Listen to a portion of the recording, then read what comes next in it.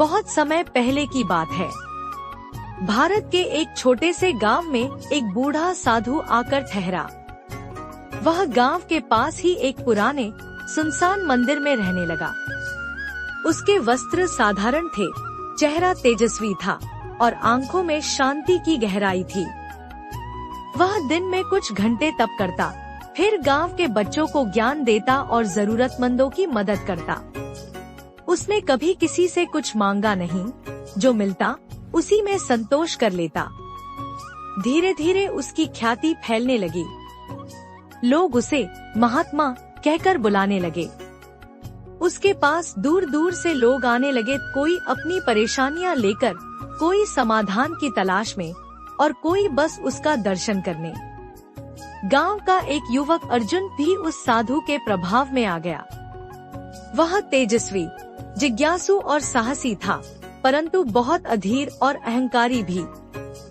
उसे खुद पर बहुत घमंड था कि वह सब कुछ जानता है और किसी की सलाह की आवश्यकता नहीं। पर जब उसने देखा कि गांव भर के लोग साधु को इतना मानते हैं, तो उसकी ईर्ष्या जाग उठी। एक दिन अर्जुन साधु के पास गया और बोला, महात्मा, लोग कहते हैं आप बहुत ज्ञानी हैं। क्या आप मुझे जीवन का रहस्य बता सकते हैं? साधु मुस्कराए, जीवन का रहस्य जानना है तो पहले अपने मन को शांत करना होगा। मन शांत अर्जुन हंस पड़ा। यह तो सब कहते हैं, पर करते कोई नहीं। आप भी वही बात कर रहे हैं जो बाकी सब कहते हैं। साधु शांत रहे, फिर बोले, यदि तुम वास्तव में जानना चाहते हो तो एक कार्य करो। 3 दिन तक मेरे पास रहो बिना किसी सवाल के, और जो कहूँ वही करो, फिर मैं तुम्हें उत्तर दूंगा। अर्जुन ने चुनौती मान ली। अगले 3 दिन वह साधु के साथ रहा।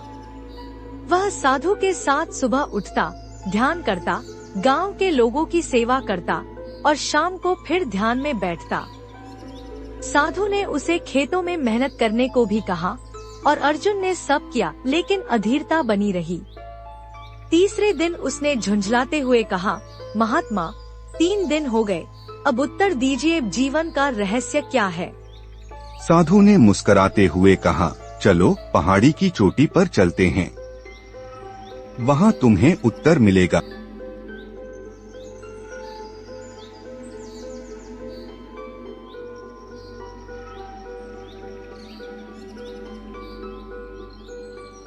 वे दोनों पहाड़ी की चढ़ाई करने लगे। चढ़ाई कठिन थी, रास्ता पथरीला था और धूप तेज थी। अर्जुन थकने लगा, लेकिन साधु सहज चलते रहे। अंततः वे चोटी पर पहुँचे। साधु ने कहा, अब यहाँ से नीचे देखो, क्या दिखता है? अर्जुन ने नीचे देखा। गांव, खेत, जंगल, नदी सब छोटा और सुंदर दिख रहा था। अब बताओ, यह सब तुम्हें पहले क्यों नहीं दिखा? क्योंकि मैं नीचे था, अर्जुन ने उत्तर दिया।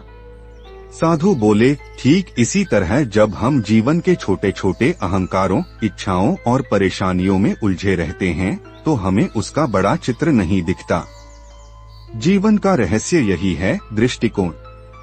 जब तुम स्वयं को ऊंचा उठाते हो ज्ञान, सेवा और साधना के माध्यम से, तब तुम जीवन को वैसा देख पाते हो जैसा वह वास्तव में है। अर्जुन स्तब्ध रह गया। उसकी आंखों से आंसू बहने लगे। वह झुक गया और बोला, आपने मुझे वह दिखाया जो मैं कभी समझ नहीं पाता। आपने मेरे भीतर का अहंकार तोड़ दिया। साधु ने उसे उठाया और कहा, यही साधना है, अपने भीतर की यात्रा। बाहर कुछ भी नहीं बदलता, सब कुछ भीतर से बदलता है। समय बीतता गया। अर्जुन अब रोज साधु के पास आता, उनके साथ समय बिताता और धीरे धीरे एक शांत, विनम्र और आत्मचिंतनशील व्यक्ति बन गया।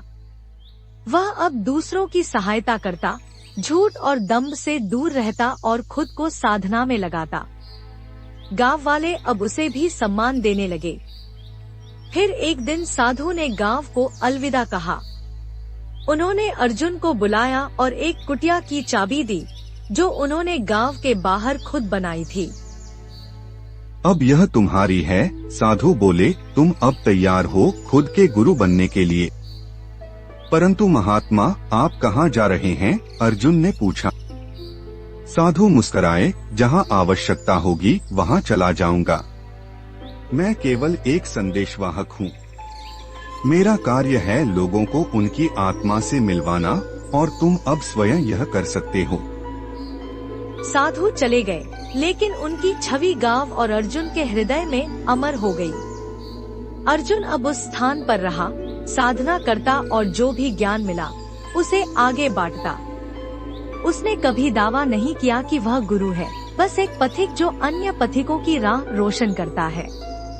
कहानी का संदेश: सच्चा साधु वह नहीं जो केवल वेश धारण करे, बल्कि वह जो भीतर से साधना करे, जो अहंकार से मुक्त हो, सेवा में रत हो और दूसरों को भी उनकी आत्मा से परिचित कराए। जीवन का रहस्य ज्ञान में नहीं, अनुभव में है। जब हम अपनी दृष्टि ऊंची करते हैं, तभी हमें जीवन की सच्ची तस्वीर दिखाई देती है।